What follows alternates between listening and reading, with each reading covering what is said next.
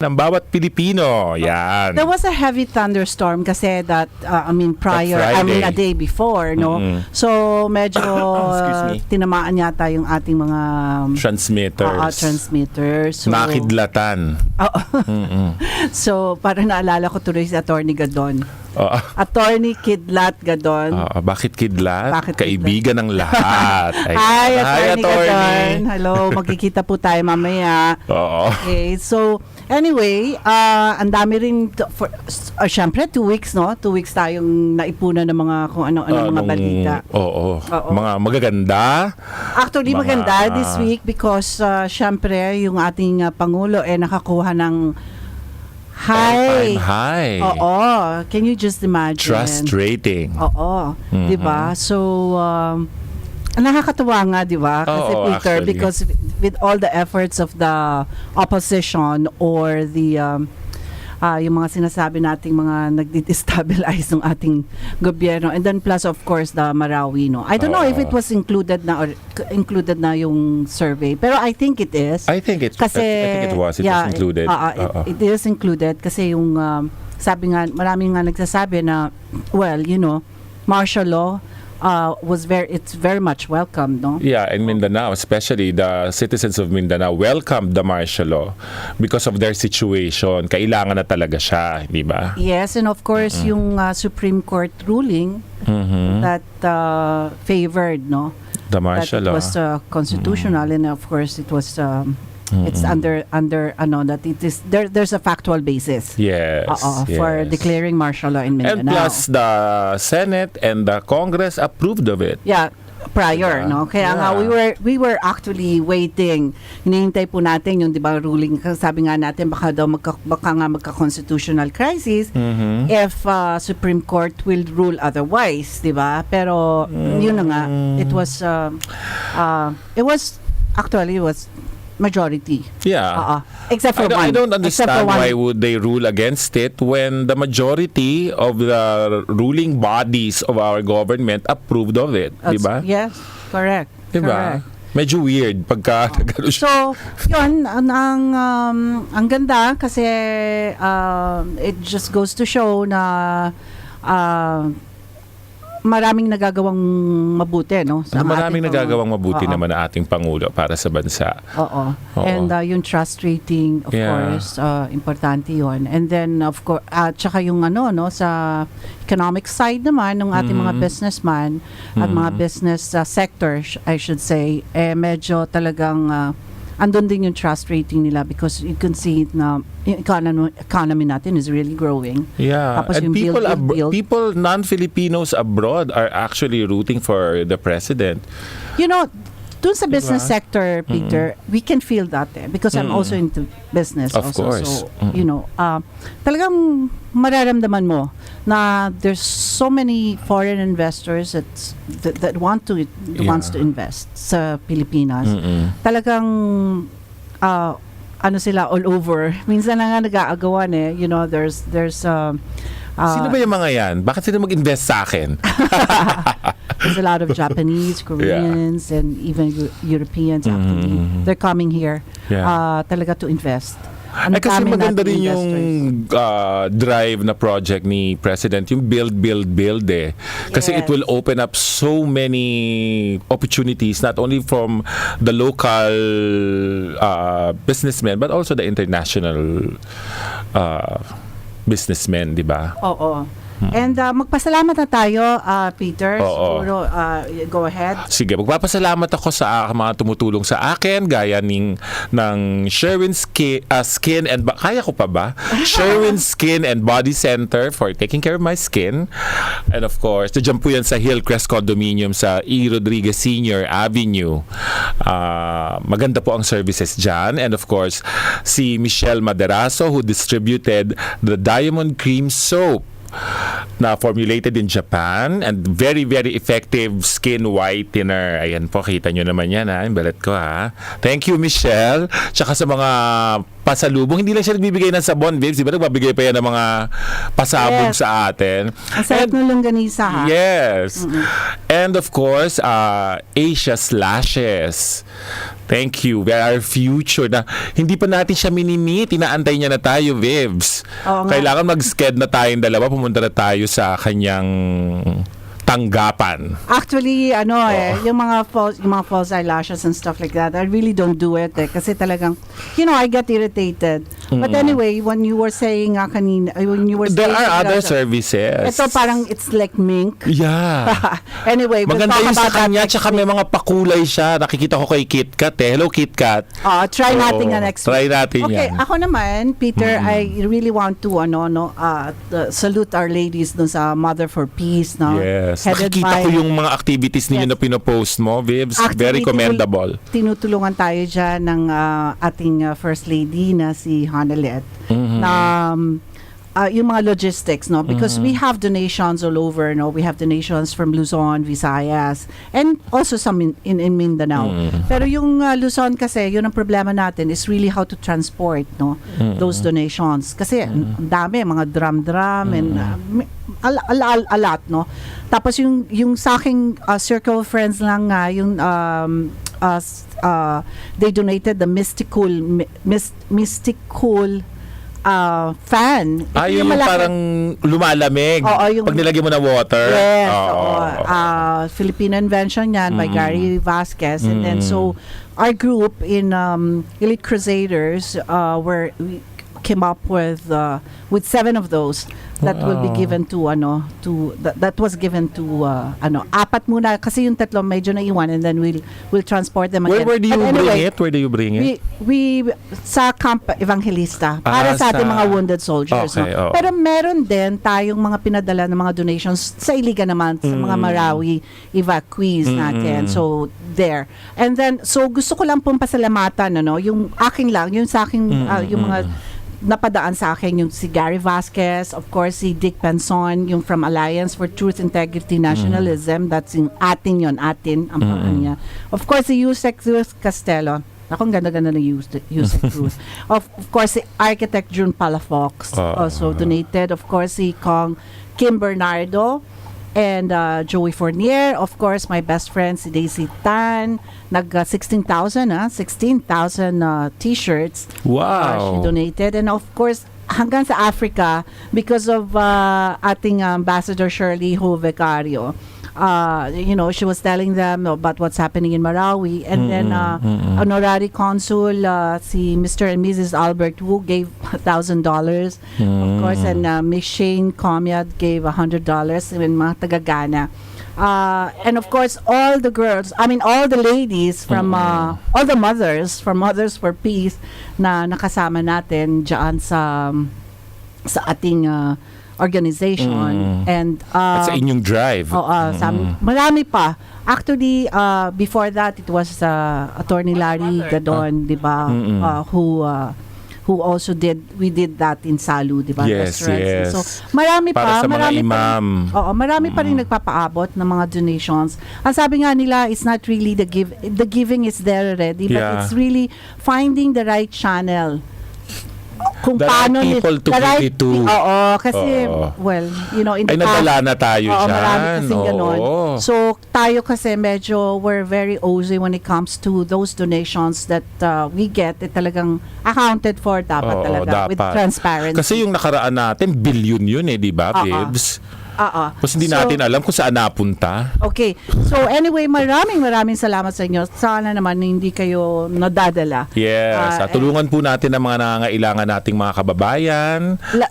Lalo na ngayon, yung next phase yata ngayon sa Marawi because somehow nakukuha na nila yung the whole yung ating military medyo natitake hold na nila talaga yung They're kokonti becoming na lang successful. kokonti na lang yung mga Kailangang na hindi supilin. pa nila. Oo. So, but actually, ang ating Pangulo at ang ating gobyerno, nasa rebuilding Marawi na ang Oo, kanilang nandun na sila naiisip. sa... Oo.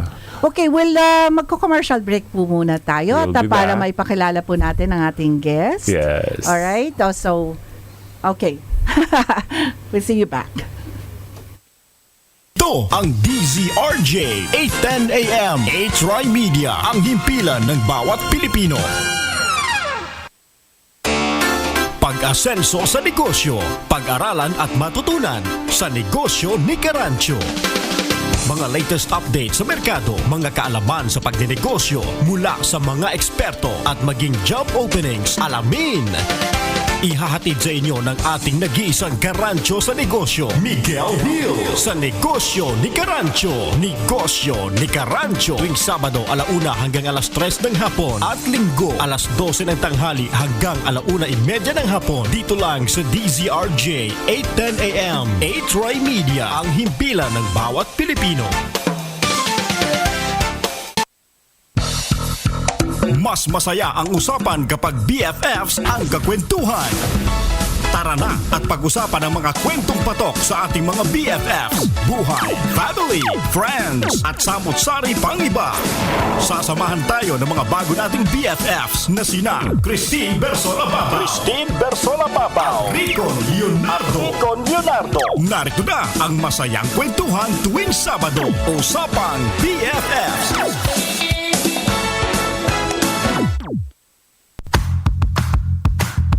Mga maiinit at umuusok na showbiz chika.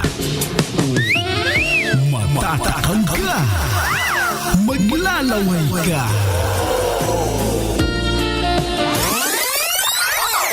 Showbiz chikang hindi lang trending at pinag-uusapan, kundi iniimbestigahan. Dito sa DZRJ 810. Tuwing Sabado, 3:30 hanggang 4:30 ng hapon. Chika. Kasama sina Afi Africa at Tart Carlos. Hatid sa inyo ng H-Rai Media, ang himpilan ng bawat Pilipino. Uluhang talakayan, handog ng H-Rai Media. Makakasama at makakahuntahan na natin sa radio, TV at social media ang Miss Body Language ng Philippine movie industry. Si Miss Vivian Velez. Live dito sa DZRJ 810 AM. Ang Double V sa DZRJ. Vivian Velez, the beauty and brain. Vivian Velez. Kasama si Peter Serrano dito sa Double V. Alright, we're back. We're on back. air. Eto, papasalamatan ko na lang Pasalamat ka si Clarence, muna. okay, si Oo. Dr. Joanne, nandyan yan sa Mika Building din sa Jupiter. And of course, to Apple, dyan sa Here You Go Salon in Corinthian Plaza in Ortigas Center. That's in Sapphire Road or Ortigas, Meralco Avenue actually. Color lang ng hair ko. Ganda nga eh. And I would also That's like true. to thank and say hi to Dr. Philip Chongson.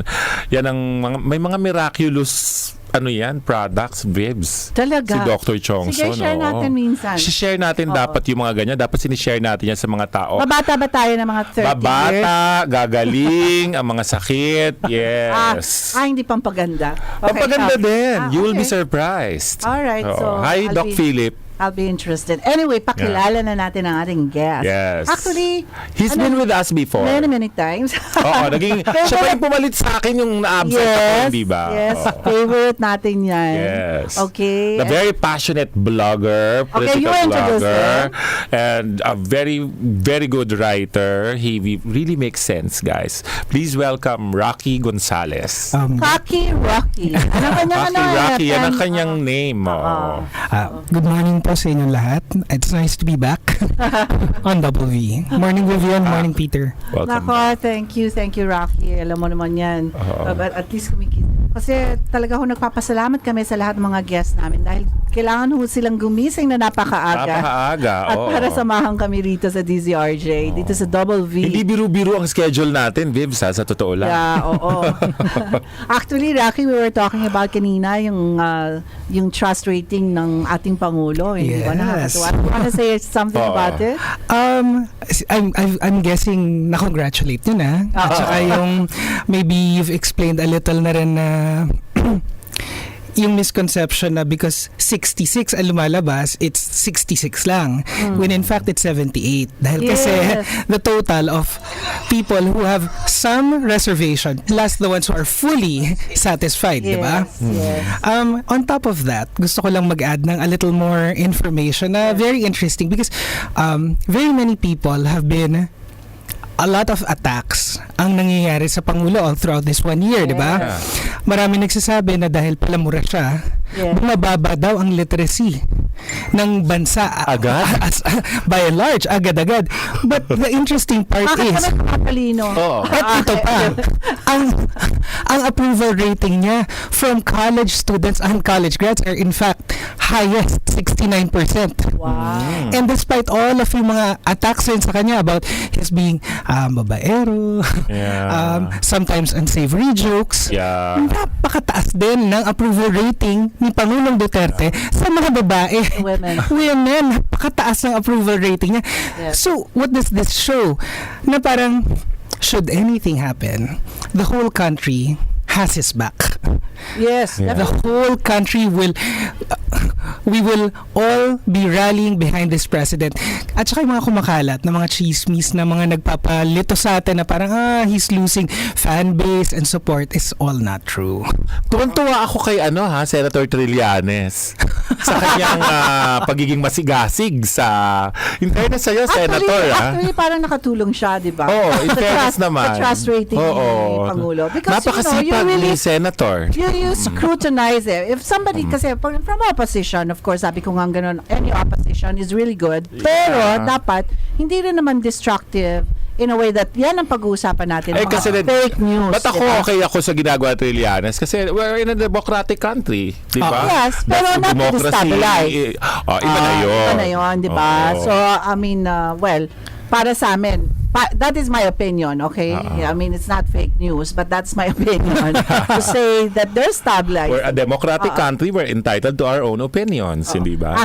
So, we're happy about that. We knew it from the very beginning na, of course, but then nag-effort po tayo na para, I mean, to give the other side and of course to protect our president because he is the president of the Philippines. So in some way we're protecting the Republic of the Philippines. Precisely. Diba?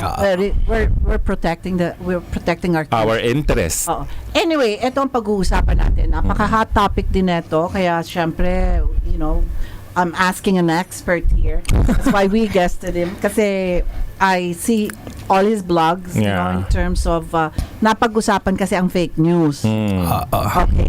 Nagkaroon kasi si Senator Joel Villanueva na member ng Senate Committee, of course, on Public Information and Mass Media.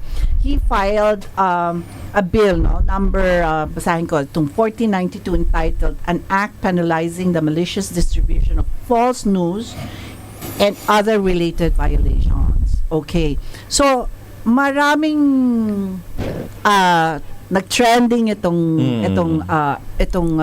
news na to na criminalizing actually itong mga Distributing fake news. Oo. No, kasi marami ng may mga penalties at saka you can get jailed and all of Yeah. that. So I wanna find out, pero ang sabi naman niya kasi dito, if he was saying na ang violations niya kasi is really not hindi naman niya na should I say na-explain ba or na-define ng fake news.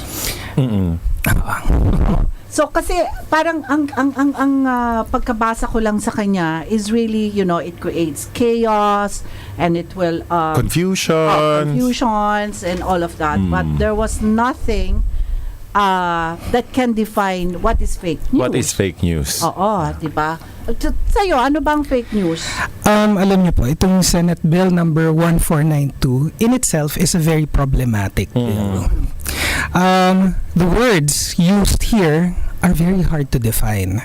Sige, umpisahan natin. Ako kasi there are two major problems dun sa wording nito, yung semantics nung bill, no?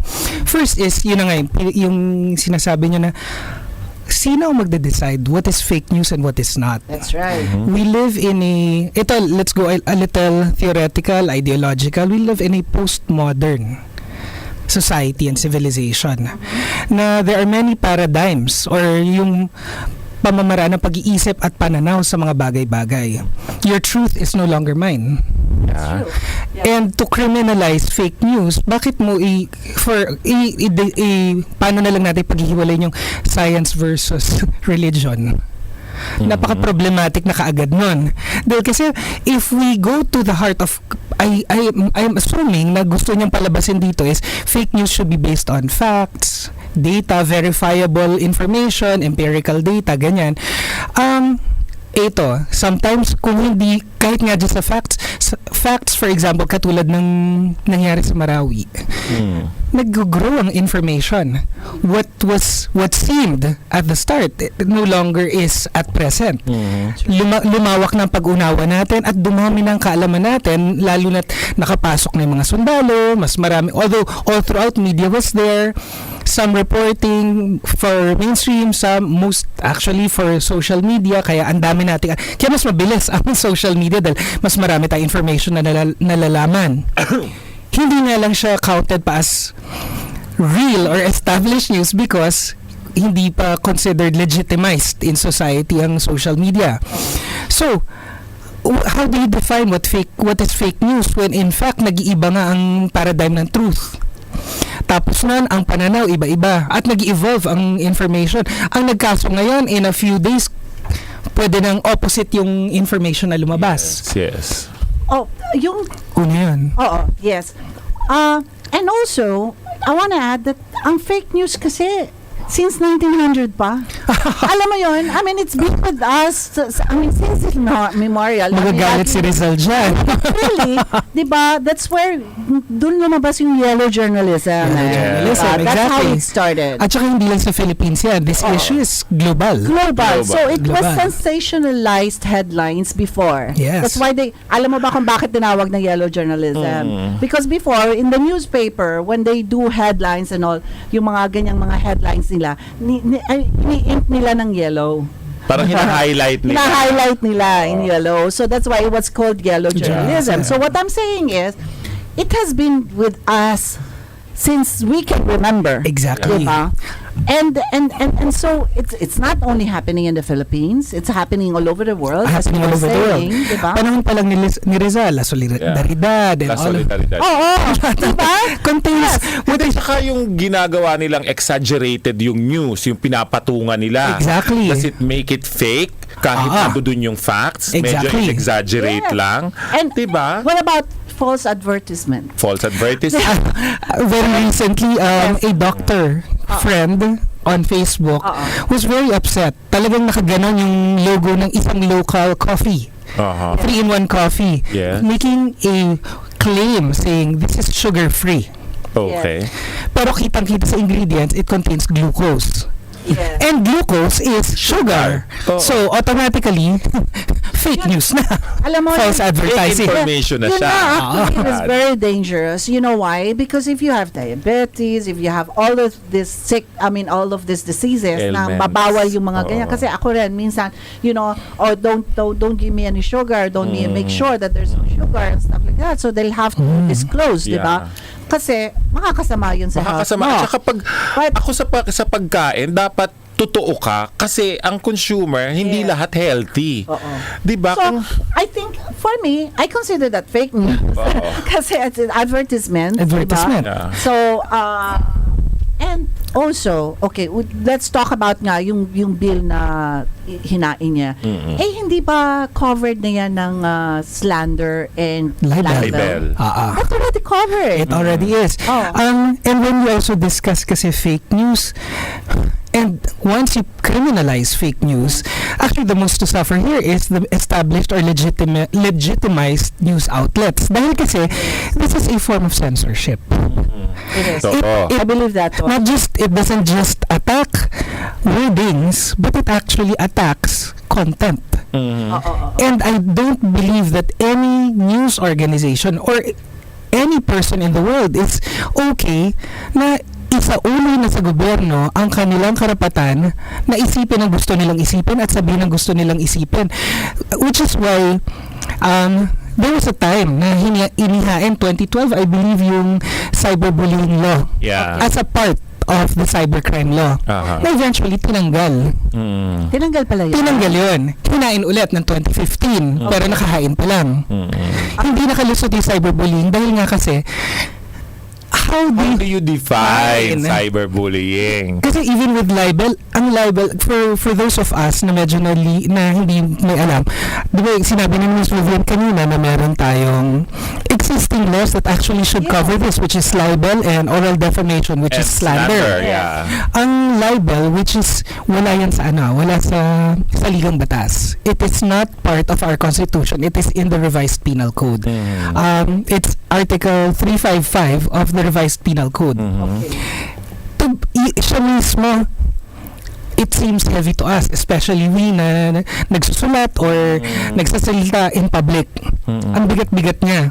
Pero pag binasa mo talaga yung batas, napakahina niyang batas. Almost Walang ngipin. walang ngipin.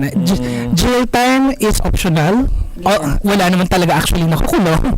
And pag magbabayad ka, which is yung pwede mong jail time or babayad mo, the cost is 200 to 600 maximum. Bakit? Pesos, hindi ba 1,000 yan? Pesos. Bakit? Okay.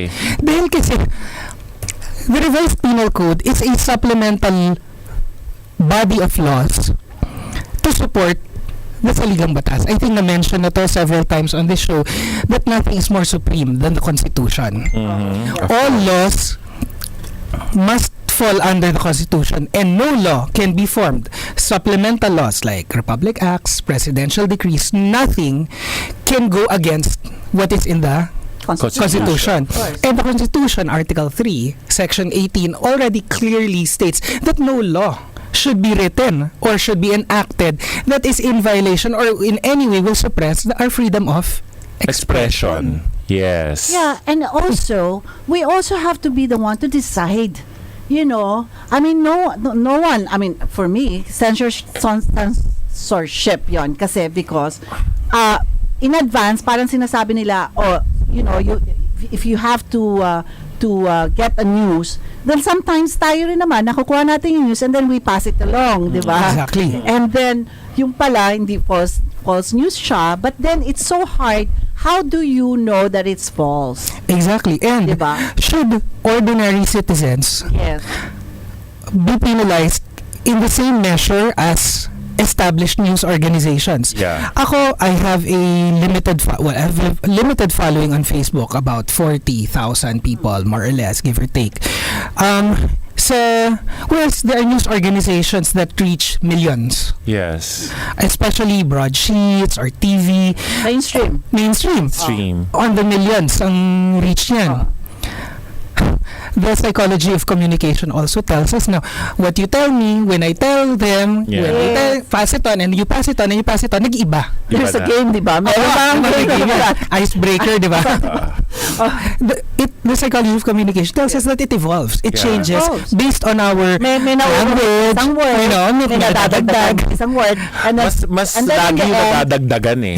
Kaya pagdating dun sa pandulo, ibang-iba na yung kwento, well, hindi that's ba? why nga interview is very effective in a way that you really have to interview the person. Yes. Because, you know, sila mismo ang kailangan magsasabi. first, From the horse's first, mouth, Yeah, ika nga. exactly. Oo. Yun. Kaya dapat televised or nasa radyo, recorded, para walang bawian kung ano pa naman, di ba? Nakahain na agad. Nakahain na agad. Ang isa pang issue dyan, doon sa law na yan, at saka nag-overlap nga doon sa libel, is kailangan malicious imputation. Yes. The moment that I say, this is my opinion, exempt ka na from libel Precisely. The moment you say, it's my opinion, hindi na siya fact. Yeah. It is an opinion Ano na. yan? Pag sinabing, pinasa ko lang yan Oo. how does any... Well, in his law, dun sa ano ni Villanueva, ano ka? You know, penalize ka. Penalize ka din. Ang ito Pass ka. No, it's yes. Hitler? Ang challenge ko dyan sa pagpasa as being liable or culpable for that law, violation of that law is, kasi kailangan niya i-prove ang malice. Precisely. How do you determine malice in passing something, forwarding or sharing? To begin with, yung pagsulat ng hirap na i-prove ng malice. Oo. 'Di ba? How do you prove malicious intent or imputation?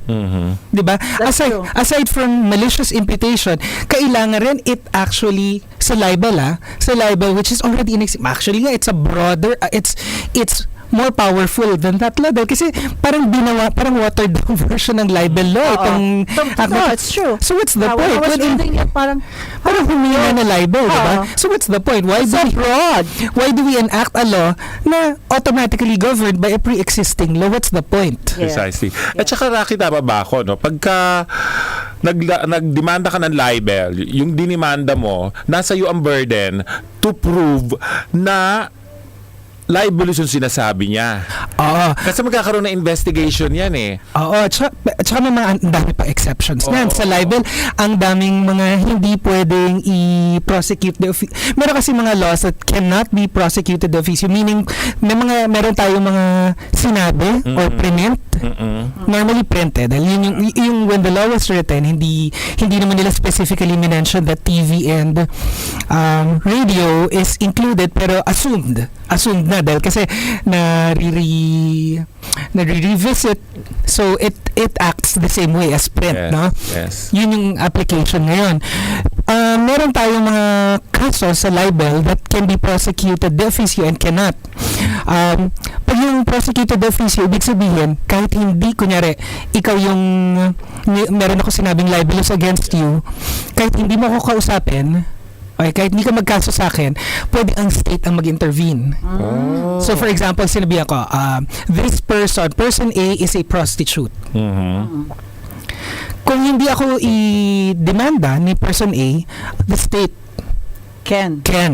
Parang And they have Republic kasi, of Philippines. Republic, versus- exactly. Dahil kasi, ang effect niyan, the state is being challenged by this particular offense. Yes. But there are some, like adultery, na kailangan kasuhan mo ko. Okay. And you have to prove. Yeah. Ang hirap ng process of proving. Question, like yung sinabi mo na itong tao nito, she's a prostitute. And what if she's really a prostitute? So, yun na nga. paano? Actually, If she is a pag ganun pa, that is also an exception to libel. Halimbawa, sikreto to, wala nakakaalam that she was a prostitute. Binulgar mo ngayon na prostitute siya. that's also hard to also to So, prove. paano? To prove. Within the libel law ng Philippines, Revised Penal Code 355, exempted ka if it's fact. If it's a fact. Automatically, if it is a statement of fact, Okay. exempted ka. Okay. Marami kasi You can exceptions. prove it, diba? If you can prove it. Kaya Kunyari, you will prove it eh. andyan yung mga customers. Andyan yung customers, okay. I rated her an 8 or I rated him a 10. Ganyan. Kung andyan yun, tas na-prove, pareho yung na-prove. Hindi ka pwede makasuhan ng libel if it is a statement of fact and it is the truth.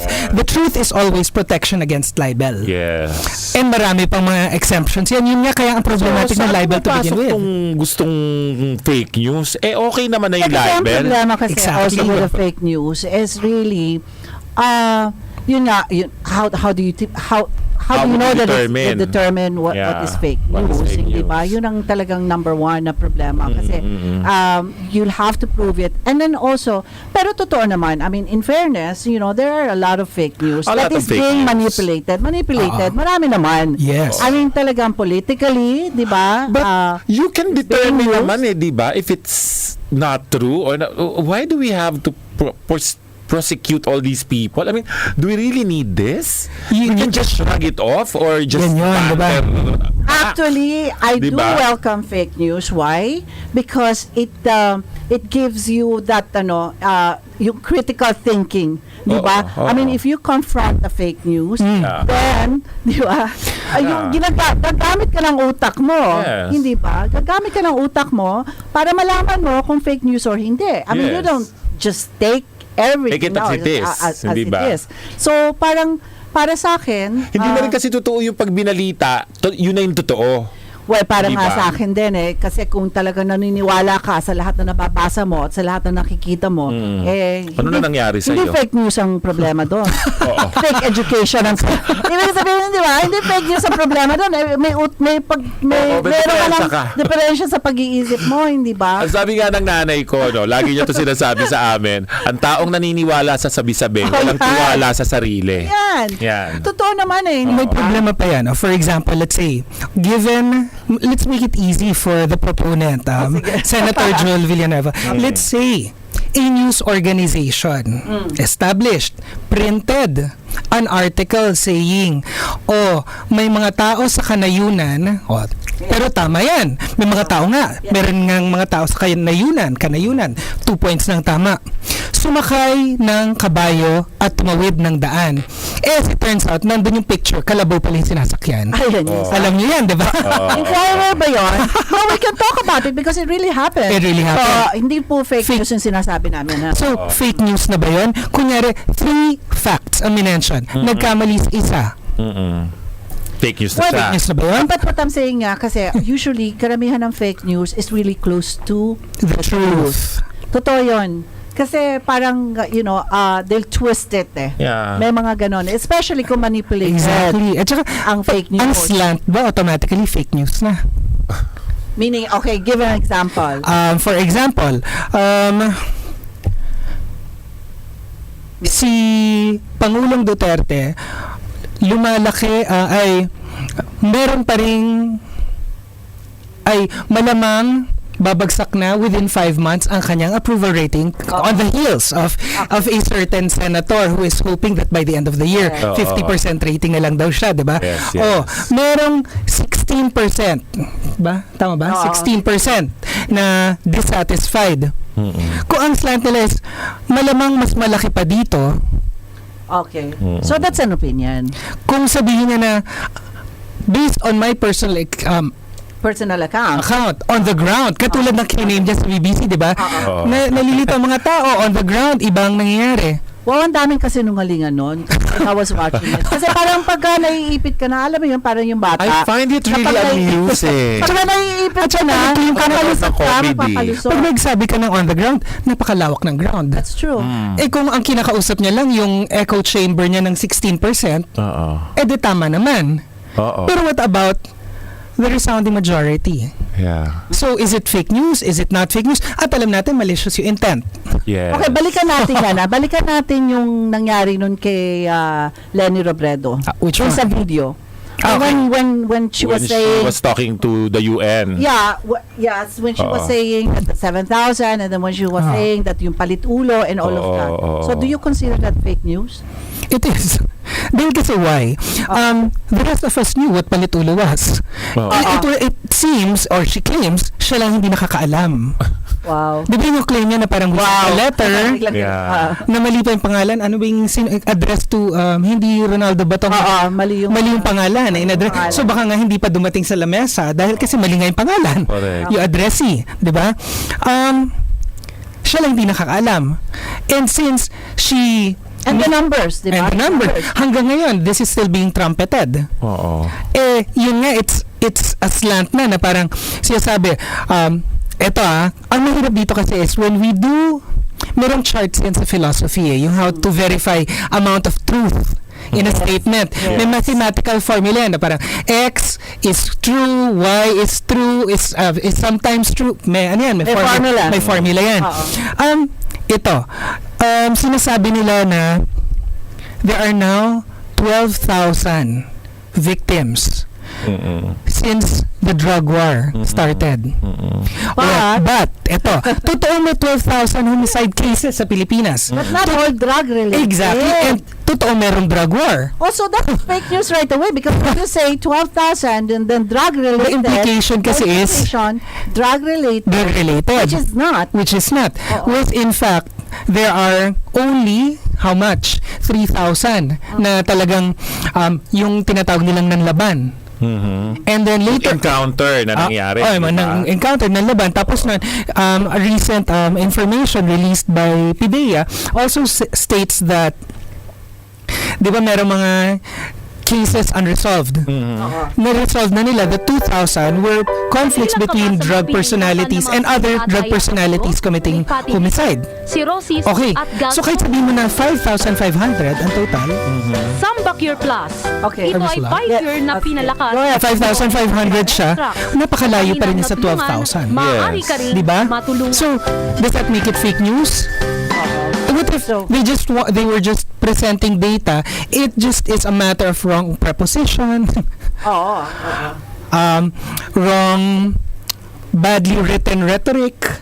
Oo. Does that make it fake news? We know in our hearts na malicious yung intent because it seems like it is a part of a destabilization effort. Yun na nga isang tanong ko ay who benefits Yeah. Di ba? Diba?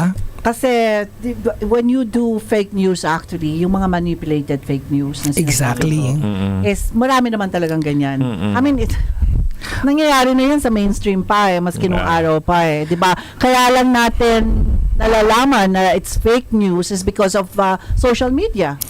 Kasi to me, I think Diba? this bill, to me, my opinion, is that it seems like an immature battle between forces, between two branches of government. Bakit? When was this bill forwarded or written? It happened on the heels of Secretary Aguirre saying na there are some members of the legislature who are involved with Marawi. Immediately after, Senator Joel Villanueva went on the record, interview na any malicious imputation on print and news and whatnot, immediately, and then naghain na ng bill. You think it will fly? This one? No. I don't think Yeah, so. I don't guys. think I so don't think too. so. Kasi I nga, as mean, I said, di ba? Because we are in a democratic country and curtailing one's rights to express his opinion is very undemocratic. Undemocratic. Yeah, even spreading falsehood, di ba? It is really it's part of democracy. Yeah. Exactly, It is, diba? right? At saka, I mean- what happens now to, diba, we have very famous satire sites talaga. Yeah. Oo, yun. And ako kasi, I have a friend who writes, our friend, Si si Rene, Oo. who was guest He was here. not He was here. here, diba? Yeah. So, A good friend Rene actually has two blogs. One is satire and one is not. Explain first, kasi yung mga hindi na nakinig nyo sa atin last time, explain the what is Ano yung satire? Satire, in effect, is based on what is current politically happening within a country and making light of it, making it funny. Yes. Exaggerated, sometimes slanted talaga. Now, gusto ko lang rin klaruhin to tayo kasi a lot of us are actually tagged by Rene all the time. And a lot of people, despite yung meron naman kasing meron namang disclaimer talaga yung Adobo Chronicles. Na may disclaimer naman na humorous. Actually, hindi niya in-identify na satire, pero humorous yung pagkakasabi niya na parang to the effect na exaggerate to that effect. Yes. Pero For those people who doesn't know satire, Oo. tayo, I mean, like in the media, alam natin na it's a satire. Exactly. But a lot of people get misled. So I understand Yes. na what perhaps Senator Villanueva wants is to protect these people, but the only protection against fake news is better education. Yeah. That's what I was saying. Kasi kung hindi, parang, I mean, it's not fake news, but it's fake education if you can just,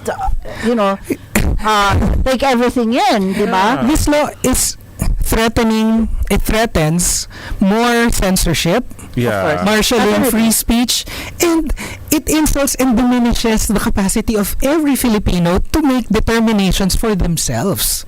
Ito na nga It's an nangyayari. insult to intelligence actually. Ito na nga nangyayari sa SOCMED because in social media, parang nga nangyari kasi niyan because for such a long time yung ating mainstream media, talaga namang sila lang yung nandun at pwede na sa kanila yung mga fake news and no one is really challenging them. Yeah. Diba? And then there's no way sometimes, even before, not to say, hindi, fake news yan kasi wala pang social media so nobody can come up na hindi, nandun ako, I was there. Parang instant witness. Exactly. Diba? But social media is now instant so powerful. witness. Exactly. Yeah. It Pwede, is quite or powerful. someone could have taken a video of the incident, and then they will say, no, that's not the way it happened. So, nung dati no, ng mainstream media talagang Stranded tayo dahil sila lang ang source eh. So, now with the social media, You yun have nga, the more truth. reliable information. Oh, the truth comes out. Yeah. I mean, no matter what you say about fake or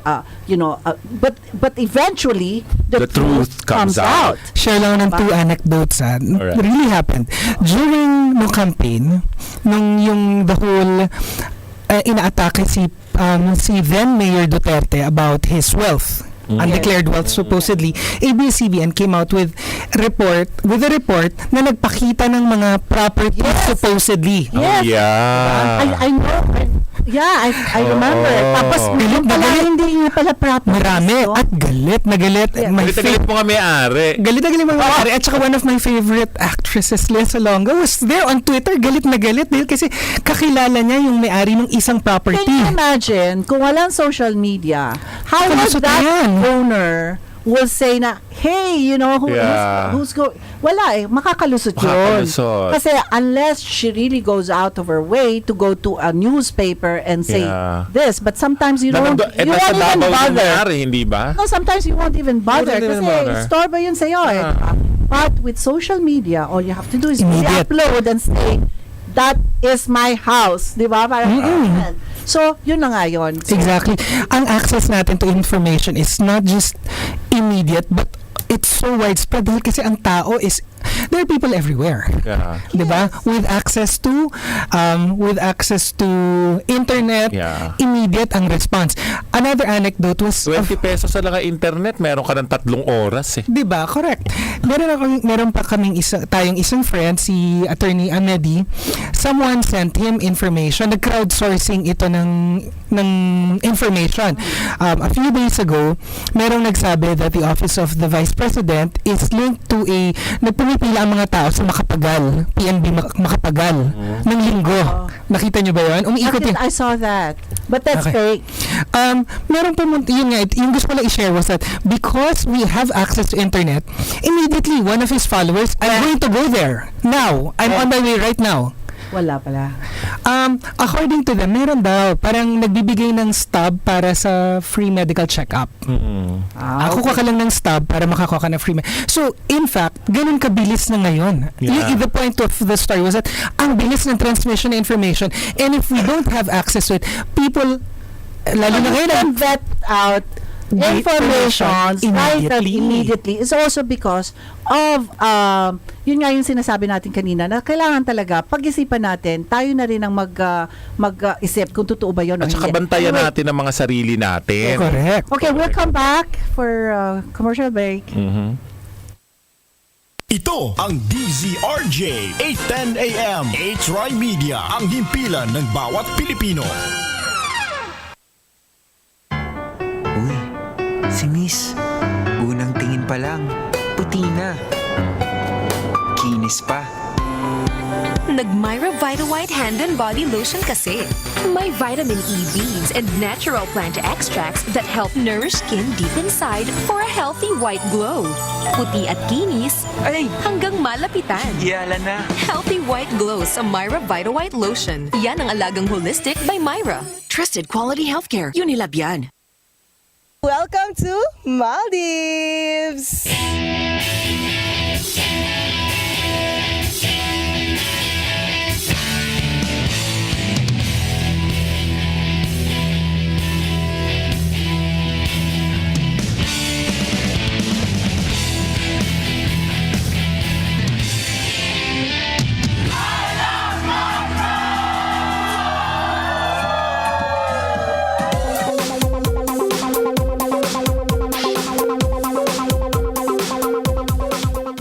ANCE People's Choice Award 2017 for Best Company of the Year goes to Pedro Enterprise Philippines.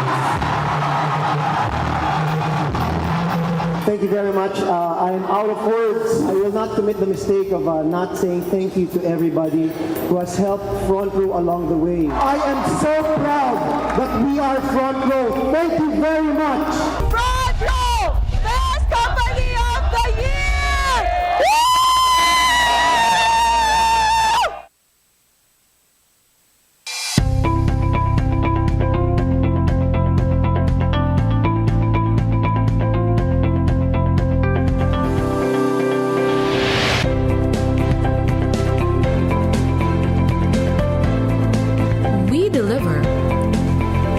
Stand out and be the best with 8 Tri-Media Pro Incorporated.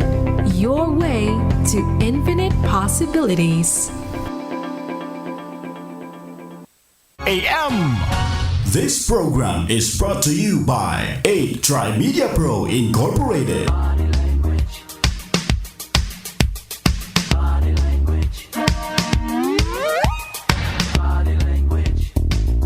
Ngayong Sabado, tiyak gaganda ang inyong umaga dahil may bago na tayong makakasama sa isang matalino at makabuluhang talakayan. Handog ng A-Tri-Media. Makakasama at makakahuntahan na natin sa radio, TV at social media ang Miss Body Language ng Philippine movie industry. Si Miss Vivian Velez. Live dito sa DZRJ 810 AM. Ang Double V sa DZRJ. Vivian Velez, the beauty and brain. Vivian Velez. Kasama si Peter Serrano dito sa Double V. All right, we're back. Yan. And it's Init. Ang init 7:23. ang usapan. Oo, alam mo naman, syempre, ito sa ating si Rocky. Oo. Rocky. Si Rocky dapat yata linggo-linggo na lang nandito.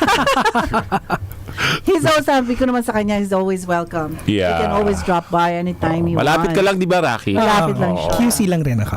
Oo. So, Vibs, hi Sheila Del Rosario, kaibigan ko sa Canada, nanonood, tsaka sister niya, si Jessica Del Rosario. Maraming nanonood, ano ka ba? Ako hindi, kasi tumutunog eh. Meron kaya pa nga hindi ko meron, maano. of course, yung si, si Nelson Juan. 2 a.m. daw ngayon sa Middle East. Wow. Pero nakikinig siya sa atin. Oo. Siguro hindi ka lang makatulog. Insomnia ka ba? Of course, yung mga, from si Ray Kilay and Si Ray Kilay? Oo. Hi Ray! the Jesus and marami pa nakikinig sa atin, of course, yung mga ating mga kaibigan. Okay, yung nabitin na usapan natin kanina. So, yun nga, immediate talaga yung the truth. Getting the information. Getting the information, tapos nalalaman natin kung ano talagang totoo. Kasi, tayo sa social media ang magko-call out. Yeah. Hey, I think this is fake. Let me find Yeah. out. So, di ba meron mga ganong comments? Wait lang, can I just go back to something? Baka kasi masabihin ako nagkakalat ng fake news. Sige, Okay, go ahead. Nakuha ko na kasi yung data.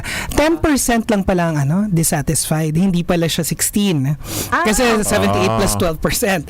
And then, ang approval rating ng Pangulong Duterte sa mga college graduate is 83%.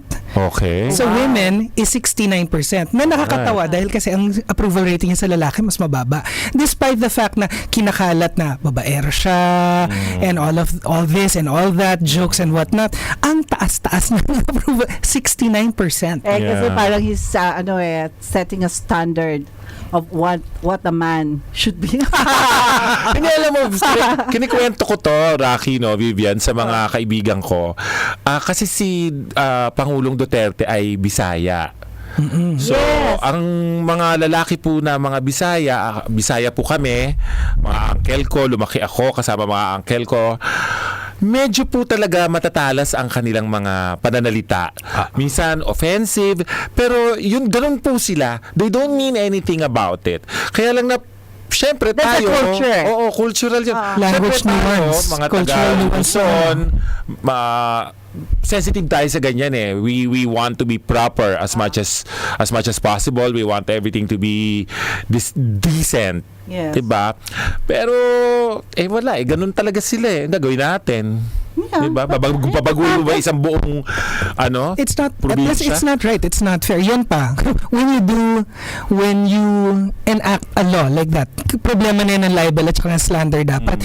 There are language nuances and cultural understanding to appreciate. Yung pagmumura pala ngayon, maski SC ruling, hindi na pala yan Hindi na. It's protected speech. Protected Oo nga. speech na siya. So, kahit na magmura ka ngayon. Pero But that was even before. Before na, matagal na yan, actually. That was even before. Pero before. kids ha, Hindi siya ako nagpausunod. magmura ha. Si Pangulo Duterte, ganyan na siya. Hindi ko naman sinasabing masama siya, pero hindi okay magmura. At saka, Alam mo, hindi when rin we ako travel, iba rin yan. hindi rin ako palamura. Oo.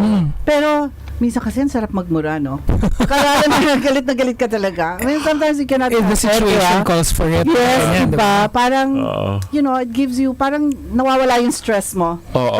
Hindi nga ako nga napamura ako ng isang beses sa Facebook dahil sa telepono kung hindi gumagana. Pero binura ko. Ayaw nga, nabasa ko yan. So, does it mean really, Rocky, that lalo na nung nagkaroon na tayo ng social media at because of the mainstream na alam naman na lahat ng tao, karamihan, no, before, na nakikita nila talagang ang dami namang fake news. I mean, I for one, talagang victim ako ng mga fake news. Diba? And Being a celebrity, diba? And even if you come out already and tell them that that's not true, hindi ganyan na nangyari, ganito, ganyan, but they will still believe what they want to believe. Exactly. That is the problem. Ano nang gagawin natin sa tabloid news industry? Kampihan yan hindi ba? Let's say, ikaw, na-intriga ka sa isang artista Yes. o nangyari sa'yo yan recently, hindi ba? So, kampihan yan. May kakampi sa'yo, may kakampi doon sa isa. So, ano nang totoo? Kami bang kumakampi sa'yo o Ito yung na silang yan. kumakampi sa kabila? Ito na lang, I'll take that opportunity in saying that, clearing that, ang nangyari sa akin nung sa ABS with Christine Reyes, diba? Nagkaroon kami ng and then, so I was explaining my side and was telling them what happened kasi I resigned, no? I resigned from the show. So, tapos she was saying, kasi sabi ko, this will be the last time that I'm going to say something about it kasi ayoko nang palakihin. Unang-una, hindi na ako kasama sa show. Tumataas pa yung rating nila, no? So, so nagagamit pa ako, no? But that's the truth. Yeah. And then, she came out, tapos meron siyang ibang sinabing story Okay. na iba dun sa nangyari dun sa talagang kung ano yun ang story, no? So anyway, so sabi ko gano'n, sige lang, I mean, you know, let it be kasi sinabi ko nang that's the last time I'm going to talk about it. Tapos mamaya nagsasalita na naman ako. So pinabayaan ko lang because the truth, sabi ko, will prevail. Because sabihin, malalaman din naman ang totoo. And then eventually, the last nung huli na, tapos nagsalita na si ating Director Ruel Bayani, vindicated me and say, we didn't have any problem with Vivian at all. yeah. She's very professional and we want to have her again and stuff like that. Yeah. So, yung sinasabi niya before that I was having a problem with production was not true. Yeah. So eventually it came out. So anyway, yung nga yung sinasabi ko, na-empower tayo in a way because meron tayong another medium Yes. ng social media that we can explain ourselves. Hindi lang yung Hindi mo na kailangan pumunta sa reporter, magpa-interview. Kasi pag hindi ka naman kinampihan ng station, hindi ka kinampihan ng mga news, hindi ka kinampihan ng mga Publishing house. Publishing house kasi alam naman natin nababayaran naman yung mga yan. So yung integrity nga ng mainstream media talagang nasisira na. Siguro kung magkakaroon tayo ng rating, bakit hindi kaya i-survey yan? Wala pa ako nakikitang survey ng how do we feel about mainstream? How do we feel about mainstream media, 'di ba? Yung trust rating ng mainstream media para malaman natin, 'di ba? And then so people Baliktari naman sila naman yung item, no? So feeling ko lang na-empower ang mga tao. Tsaka mas engaged na ngayon mas engaged. I think Philippines na lang ha. Actually hindi, kitang-kita, it's a global phenomenon. Global. The historians and social scientists are seeing a resurgence. Nangyari na to in history before na there is globalization is slowing down. Globalization is slowing down at nagiging we're back to nationalism. Alright. There is a reinvigoration or a renaissance of nationalism. So ang mga tao mas nagiging involved in their local politics and are lessening their focusing their sights inwards than outwards. Yes. Of course, economics is something else altogether, pero there is a revitalization. Why is that? Why do you think it's cyclical? It really happens in history. Nangyayari talaga yan na parang humihinto ang, di ba dati, ang growth ng mga empires talagang outwards. Yes. Tsaka yung mga and then biglang lahat nagpo-protect ng sariling culture. It's like Well, I think also Trump is trying to do that. Exactly, di ba? Na parang it is happening in America. 2 days ago, I think the New York Post released an article. I'm trying to look at it. Yung here is a celebrated journalist and explaining the slow death of mainstream media in America. Hindi na nga ako nag-comment on it dahil kasi ang dami na nag-comment. What has caused it? yun na lang from the campaigns ni Trump. And yung recent, yung CNN, resigned. 3, di ba? 3 were forced to resign dahil kasi they had to retract an article. Sorry to Yeah, cut in, go ahead. but totoo naman yun sa CNN eh. Oo, totoo. We know it for a fact. Eh, dito rin yan, dami nangyari Nagawa ganyan. nila na they were portraying na parang there's chaos in the streets, na parang papatayan na lang dyan and all, and it's so like parang anarchy na that's how they were portraying the Yes. Philippines at the time. Yeah. Alam ko that CNN is not doon ko lang nalaman. But actually, I always watch CNN. I wonder what happened to CNN, why they decided to become like I'm that. sure they've been doing that. Hindi lang natin nalalaman because we are not part of it. Until we became the victim. Until we became the victim, doon lang natin nalaman, oh shit, Exactly. Oh my God, we were taking Something's for the happening. ride ng CNN. Alam mo, because I was an OFW for a long time. Yeah. 15 years, in fact. SARS was such a big deal. Okay. I was based in Jakarta, and I always fix my papers, yung visa processing ko. Instead of doing it in Manila, it's faster to do it in Singapore. Singapore and Hong Kong were at that time, during SARS epidemic, yun yung parang hotbed ng SARS activity. Yes. So, lahat ng tao in Indonesia takot na takot. Pagdating Singapore, no one care. Parang wala. It's like a normal day. I have a friend last week from Indonesia who came here for a week to visit. Sabi ko, he just came from London before coming here.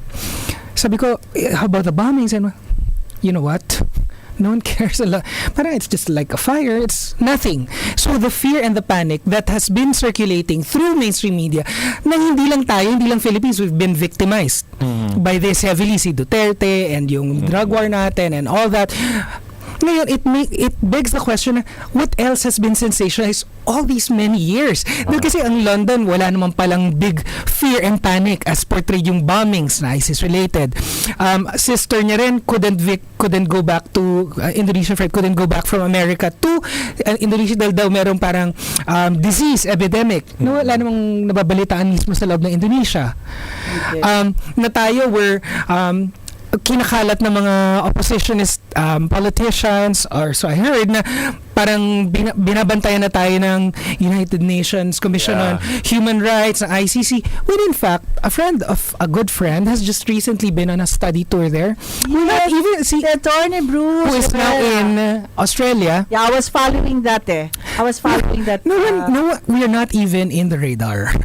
Parang Human feeling rights. natin we were in the center of the universe. Pero all of a sudden, pagdating nyo doon, Wala naman pala. Yes, I think Kasi ngayon ang gustong i-portray ng mga gustong sumira sa Pangulo na gano'n ang tingin ng mga tao sa atin. Gano'n tayo ngayon, gano'n na tayo dito para masira ang kredibilidad ng gobyerno. stabilization. Kasi nga, even there was a tweet I follow and passionately follow UN Ambassador Teddy Boy Locsin. Someone commented on one of his tweets saying na, "Sir, is it possible na idulog nyo sa United Nations ang nangyayari sa Marawi? Para tulungan tayo, ganyan." Ang sabi niya, to the effect, I'm just paraphrasing this, na parang, pwede akong pumila, pero napakahabang pila nito. Uunahin ka ba kalaban ng Syria? Ang Afghanistan? Ang Iraq? Ang Iran?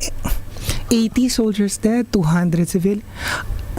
I'm just Oo, hindi naman natin discredit 'yon, ha. Hindi discredit. One person Pero is too many. iniisip, when it comes to life, no? Yes. Yeah. Pero for our mainstream media and oppositionist politicians to say na parang talagang we are condemned and the United Nations at any moment will swoop down on us dahil kasi tayo, ang haba ng pilang yan. Ako, Rocky, nung napakinggan ko yung si Vice President Leni Robredo, nung sinasabi niya sa CNN, nasa aeroplano ko, nag-skip talaga yung dibdib ko. Literal. Because we know the truth. Yeah. Yun ang problema. But we were not the audience naman for that. Of course. They know that. We were not the audience. Ang audience nila was really international. And because they think that they can just say whatever they want to say. Yeah. So, parang, hindi naman sila pinalagpas ng mga tao. Oh. I mean, especially... At saka By the natural death. ang lakas ng sense of self-importance nitong mga efforts na to. Why? Dahil kasi nga, if you think about it, in the larger scheme of things, in the light of a global community, kahit sabihin mo pa na, kahit sabihin pa 12,000, kahit gawin mo pa 24,000 yan, as compared to a nation that destroyed like Syria, asan ka? Do sa priority list. I mean, lahat ng yan should be addressed. Yes. But let us not forget that the United Nations is a limited organization. At saka it's a heavily political organization. 'Di ba? Yeah. The only arm of the United Nations which actually has any real power in the real world is the Security Council. Sila na lang nga hindi po magkasundo dahil kasi China, ang Big Five, what? China, Russia, America. Rocky, hindi rin naman mga tanga yung mga taong yun. Exactly. You know what I'm saying? I mean, they're not going to say, okay, this is what's happening in the Philippines, and then they'll have to investigate.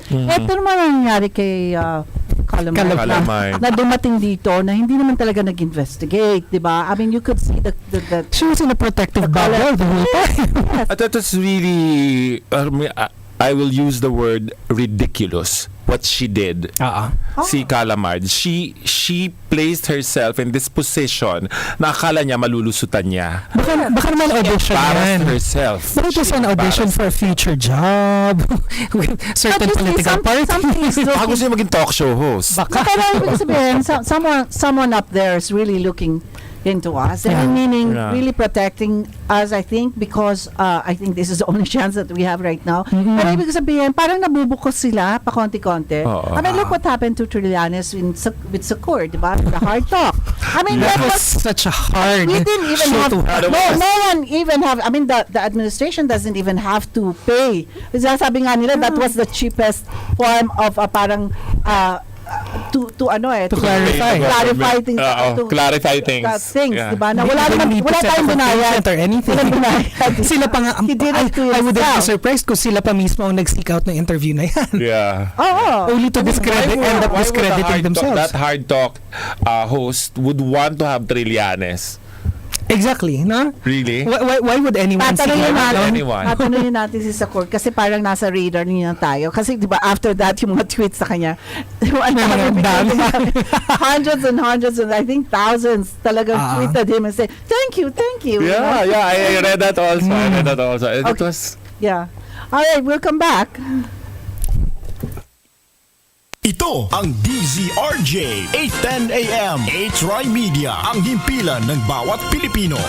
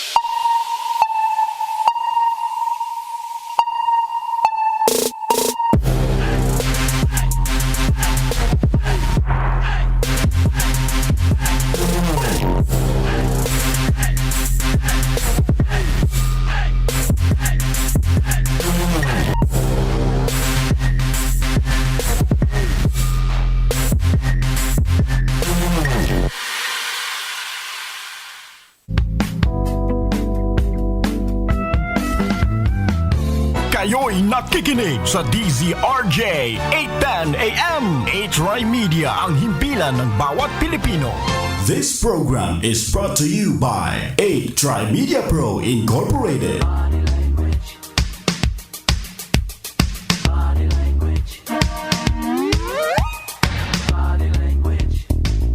Ngayon ngayong Sabado. Tiyak gaganda ang inyong umaga dahil may bago na tayong makakasama sa isang matalino at makabuluhang talakayan. Handog ng A-Tri-Media. Makakasama at makakahuntahan na natin sa radio, TV at social media ang Miss Body Language ng Philippine Movie Industry. Si Miss Vivian Velez.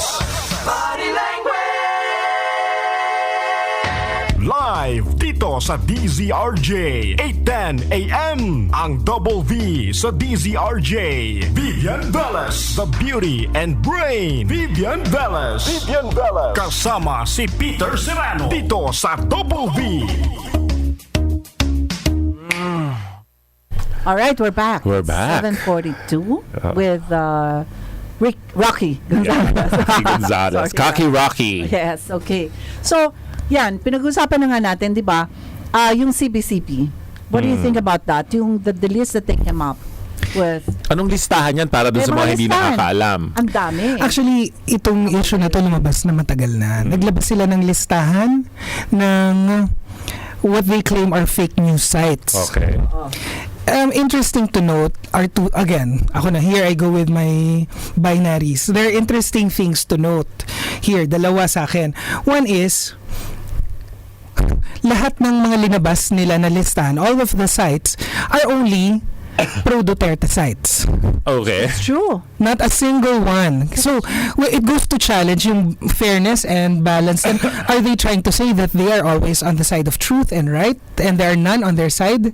Challenge na yan, and I believe Maria Ressa or Rappler or someone there, if I'm not mistaken, backed this up na parang we are the list that we are, kasi lumabas yan sa Rappler na pinost yan, pinublish yung list. Ang basis, I have all the list here. ang basis daw nila is based on popularity. So okay, good thing na parang we're all popular. Yung mga pro-Duterte sites, we're basing it on who has the most influence and what. Ang daming justification na lobas why they excluded anti-Duterte sites. So effectively, parang sinasabi nila na ang gusto lang nila iban are the pro-Duterte sites. And second issue ko dyan is, what authority does a religious a church to begin with, when in fact every single news that comes out of their mouth is metaphorical? Yeah. And ang basis mo to actually be a judge, jury on what is fake and not fake, when in fact your entire trade, your entire life is anchored on metaphors. Yeah. Mhm. It's Ang feeling yata nila ano pa eh. that's heavy Oo. I mean, this is my Ang opinion. feeling yata nila ano pa eh, nandun tayo sa panahon na naniniwala pa talaga tayo sa kanila. Hindi na po to Spanish regime. Yes. Actually, Wala na si Padre Damaso, si Padre Salvi. Wala na po silang lahat. Yung mga kinalaban ni Rizal. Andito na po tayo sa katotohanan ng buhay ngayon. Pakinggan natin kung ano lang yung tama. Tapo natin yung mali. Can you imagine na unang ginawa yan ng simbahan 9th century pa. Ano yan sikat yan, diba yung Index Liborum Prohibitum? Yeah. Naglabas sila ng explain that. Yeah. the Index Liborum Prohibitum is ganyan din. Parang the church, parang parang playbook, church playbook na to, na parang Yeah. inulit lang nila. Yeah. The Index Liborum Prohibitum was released in the 9th century. Na nagpapaban ng mga libro which they find is Against against the church. Yeah. Anti-clergy, Yes. anti-church. Yes. Yeah. Heretical materials. Yeah. And, Heretics. di ba? 9th century yan lumabas. Kailan na lang yan na-abolish ang list na yan? 20th century na. So, 11 centuries enacted yan na lumalaki, lumalago, ang pinaka aside from, of course, during the Dark Ages, meron talaga dyang torture, Yes. death, ganyan. Yes. Book burning. Yeah. So, napaka-extreme talaga ng measure to release a list. I believe some of my followers on Facebook were saying na they went on GMA, na parang the speaker of CBCP apologized, na parang to some degree, parang sort of took back. I have yet to see the file na they apologized for the list.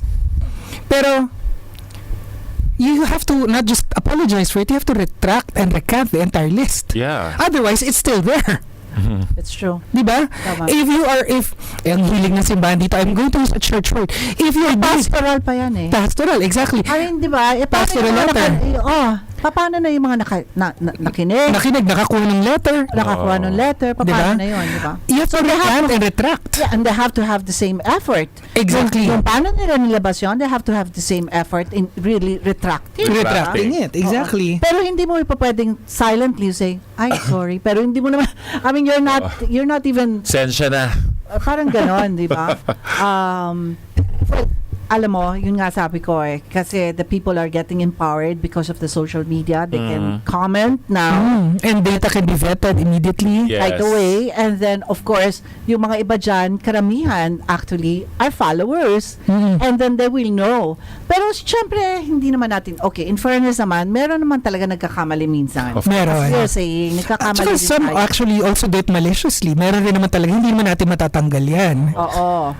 Hindi like yung nagkamali lang talaga. Yun Nagkamali nga lang. Yun Anong nga. gagawin mo doon? Nagkamali. Wala Actually- namang malicious intent.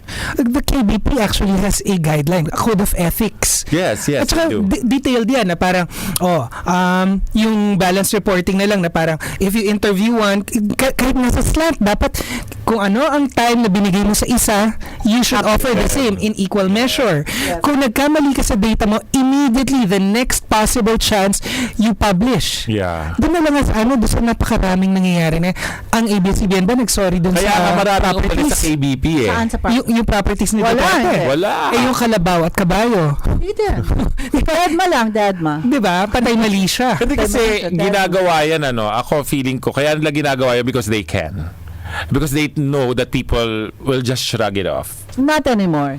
Diba? Talagang iba na ngayon eh. They're no longer the bullies in the playground. How do you feel that, Rocky? Yes, the Ikaw. people are empowered. Diba? The people are on the ground and they feel that the change is coming and they are part of that change, so they're empowered. They contribute to nation building. And that Yes. survey says it all. Exactly. Ibig ko sabihin, di ba, with all those paninira, with all those fake news that happened, ang nakakatawa nga, sila nga yung nagpe-fake news and we're the ones who always making it real. Parang bine-vet out natin every time that they'll have to say something, lalo na yung mga mainstream that it's against or part of destabilization. Kasi meron naman funding yan di ba? Of course. Oo. The mainstream media needs money to release. At saka, a lot of these people, even yung mga online trolls, who create hype. Ang ano ko dyan is, again, why I'm against this fake news lies, because one, we have libel. Two, it's an entire industry that has been around for years and years. What are you going to do with the tabloid industry? Yeah. What about the tabloid industry? O, ang balita ko, buntis si ganyan. Yeah. Or naghiwalay na si ganyan. Fake news? Will they be penalized? Yeah. Ano mangyayari sa ganyan? Daming ganyan. Sa states, si ganyan. Konti, nabusog ka lang, buntis ka na. No, but it's true, di ba? Yeah. Nawala ka sa dali, anak. Ganyan. Di ba may kasabihan tayo sa industriya, Vivian, na good or bad publicity is still a publicity. Yes. Every celebrity thrive sa publicity.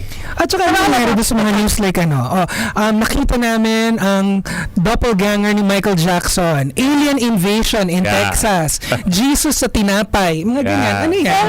Sa showbiz nga, because before, when I was so active, di ba, ako kasi yung parang, I'm the type na mag-shy away. That I really don't go out there and do some stuff. Pero meron talaga mga artista that they do stunts. Meaning, sinasadya nila yon para for Pag-usapan. them to be in the news. Yeah. Diba? It's the same thing as, of course, sa mga Dati lang yun, up to now pa yata. mga politicians. Politicians din. Of course. Oh. Sa mga, hindi, ngayon hindi na masyado. Kasi kami noon, we're individual artists na talagang parang freelancer kami. Kasi ngayon, meron na kasing network So, Bumalik very yung star system. controlled na mga network yan. So, wala na yung mga stunt minsan na mga ganyan. Oo. In fact, pinagbabawalan sila. It has to Tsaka ano yan, pag may nangyari dun sa artista ngayon na taga-network, hawak ng network, kinokontrol agad yan. Damage control agad yan. Oo. Kasi may PR arm na Kasi sila. meron na silang taga-ganon. Oo. Oo. So, So hindi na ano. Pero but what I'm saying is now the politicians are the one that's doing that. Yeah. I mean, di ba? Nakakatuwa nung araw, hindi ba, Vibs, yung mga artista talagang clamoring for intrigues. Because that's the only way to Pero ako gain naman, popularity. ako naman yung ayaw ng intriga at saka ayaw ng ano, pero gustong ako ng intriga. Alam mo yun, ako yung, okay, I don't wanna, pero, Yeah. I don't know. Siguro, that's life. Yeah. That's really life. So, And you're a ganyan star. talaga. That's why. Hindi naman, but it's just that, I do what I want to do. Kaya, Do you remember nung unang lumabas yung mga issues about Dilima? Oh, Na yeah. parang ang tagal-tagal niya dinedeny. No, sinisiraan lang ako. So, Siraan na, fake news. Fake news yan. At Nasabi. buwan na nangyayari na pinaninindigan niya. Until eventually she went on, bawal ang pasaway, to yung kanyang ngayong catchphrase na frailties of a woman. Yes. Diba? Pero meron kanya nagsasabi ngayon fake news. Diba? Meron ngayon. Pero eventually siguro, I mean the Hintayin lang photos natin. the photos will hintayin lang natin. But it's true, diba? Exactly. Oo. So, ang dami na siguro nakulong na tao. Kasi, Diba? Lahat na lang ng journalist, nakita-kita na sa kulungan. Dami.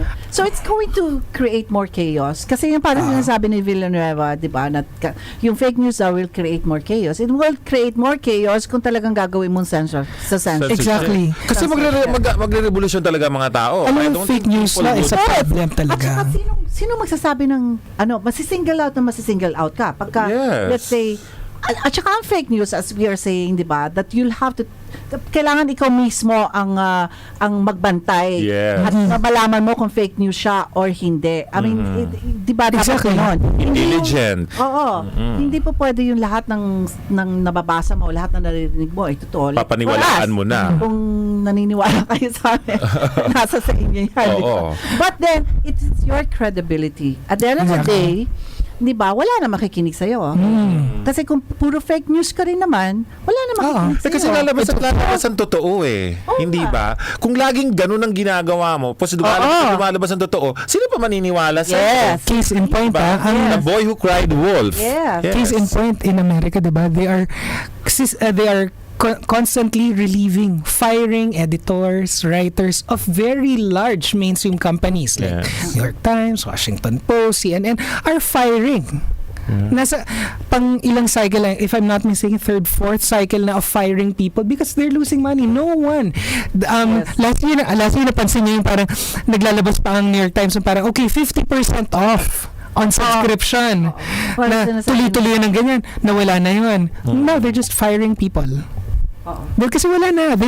You keep trumpeting fake news, you keep trumpeting slanted news, you keep hindi mo na ginagawa ang duty mo na maglabas ng katotohanan na unbiased. Kasi, di ba, nasa preamble yan. Sa atin, nasa KBP natin, yung Code of Ethics, nasa preamble natin na kailangan ang i-release mo is fair, balanced, vetted na information. Why? Vetted information, yes. But then sometimes, how can you be unbiased? Minsan kasi, syempre may opinion ka. No, opinion ka dapat din, di ba? ang Any follow mo writers editorial, hindi ba? Merong guidelines pa rin. They break it. Of course, hindi mo na, dahil tao naman na nagsusulat yan, hindi robot, diba? So, all of us, feelings yun. may feelings Meron yun. din yung utak yun para nakikita niya, although that is what's happening. And then sometimes, it's always yung writer. You release what is... writer yun dun sa bandang pagkabandang huli, dun lang nila sinasabi yung what they think. Yeah. Merong guidelines niya na parang katulad nga nun, na parang if you spend 5 paragraphs on this point of view, you have to give the opposition 5 paragraphs too. So balance. So balance kasi mathematical na lang yan. Kunyari airtime, same amount of airtime. You should at least you should at least seek out the opinion, counter opinion, parang ganyan. Meron naman talagang simple. Of course, it can still be put forward in a biased way, pero it will at least give the readers a chance to see both points of view. Bakit kailangan ng ganyan? Because at the heart of it, news is supposed to be basis ng tao to make informed choices in their daily lives. There's 2 questions. Is fake news here to stay? Yes, of course. It And makes do life we interesting. criminalize it? Do we criminalize it? I mean, Well, libelous fake news should be taken to task at saka dapat isu ang mga tao na who commit slander and libel. Pero outside of that, why? What if it's fake today and tomorrow? Katulad nga nun, yung hindi wala daw affair si De Lima. And then eventually inamin niya. O paano yun? Paano yun? Oo. Eh, ang dami na sanang nakulong ng mga tao. O nakulong, pagkatapos eventually, paano nga naman yun? Ano? Yes, Hindi, yes. tsaka yung judicial system nga natin paano rin ba naman yun? Yun ang ayusin muna kasi, di ba? Oo, bago kung ano yung inaasikaso. Or kung gusto nila, lagyan nila ng ngipin ng libel law natin. Precisely. 200 to 600 pesos is painfully low. Lalo na kung nasira mo reputasyon ng tao. Yes. Diba? Why not strengthen it at saka mas maging it's something na talagang ginagamit natin. Kasi what it is coming out to be is mas malaki stigma na. yan Tsaka mas malaki pa yung gastos mo na maghabla ng tao ng libel kaysa yung magigain mo from it. Yes. So kadalasan yung libel lumulusot na lang. Pasok ko nga mo ito last yung meme. Paano nga yan pala? Exactly. Paano ang meme? Paano ang meme? Di ba? Paano ang meme? Parang, explain what is meme para yung mga listener. It's really... I'm not going to cite the exact words ng organization, but it actually in effect is a picture na editorialized mo. Nilalagyan mo ng quotes and words to guide the people to a particular humorous normally. Effective Very effective because a picture humorous and the same time. easy to digest. And easy to pass. Easy to pass. Visual. Share kasi diba? visual. Parang ganon. But still, parang pwede ka rin mag-create kasi ng fake news doon And is meme news to begin with? Yes. News ba yan?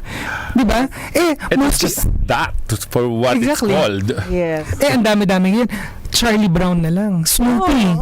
These were, diba, of old. Calvin and Hobbes. Yun talaga nagpo-poke fun at society. Yeah, but it doesn't naman. Yung meme kasi sometimes you look at it and then, if it's funny, then you laugh at it. But then, hindi naman siya, doesn't call for any like comments or anything like that. Exactly. It's just that. It's just that, diba? It's just that. So, yan. Ayan. So, okay. Well, parting words. Parting words. Salamat, Rocky. Ako kasi talaga, my opinion, my 2 cents is there's no need for a new law. Ang dami na nating law. Agreed. If anything at all, tapangan nyo na lang yung existing libel laws. Make it worth taking people to task. Dahil kasi parang kung ako yung na-offend na party, hirap na nga ako i-prove yung kaso ko, manalo man ako, parang talo pa rin ako financially. Yes. No. 'Di ba? Yung suffering ko, nadagdagan lang yung suffering of taking someone to task for it dahil kasi nga parang walang satisfactory end to it. Yun. Sa akin naman guilty ako dito. Madali ako mag-react sa mga nababasa ko. Minsan tapos masisita ako ng mga kaibigan ko. Kaya ngayon medyo mas diligent na ako in researching muna bago mag-react. So ganun po ang gawin natin, ladies and gentlemen. Alamin po muna natin ang facts bago tayo talagang mag-react sa mga nababasa natin. Kasi yun ang dapat na ginagawa natin para mas mabantayan natin ang mga sarili natin. Yes. Ako naman sa akin, it's really here to stay. So we might as well really, para sa akin kasi really, I confront fake news. I welcome it. It's because it sharpens our critical thinking. Yun lang yun. And then we'll just have to be somehow talagang pag-isipan na mabuti. Think twice or 3 times and vet it out and then madali lang naman vet out an information. Yes. So yan. So thank you, Rafi. Thank you for having me too. Maraming salamat sa ating audience. Oo, sana naman enlighten sila sa ating kahit papano. Alright, we'll see you next Saturday. Bye-bye. Pampagood vibes sa inyong Sabado ng umaga. Mga makabuluhang talakayan at kaalaman para sa ating mamamayan. Yan ang hatid sa inyo ni Miss Vivian Velez sa programang Double V. Si Miss Vivian Velez sa Double V. Kasama si Peter Serrano. Tuwing Sabado alas 6:30 hanggang alas 8 ng umaga. Dito lamang sa DZRJ 8:10 AM. A-Try Media, ang himpilan ng bawat Pilipino. Ito ang DZRJ 8:10 AM. A-Try Media, ang himpilan ng bawat Pilipino. Ang ang masisipag na tagapaghatid saya at impormasyon ng H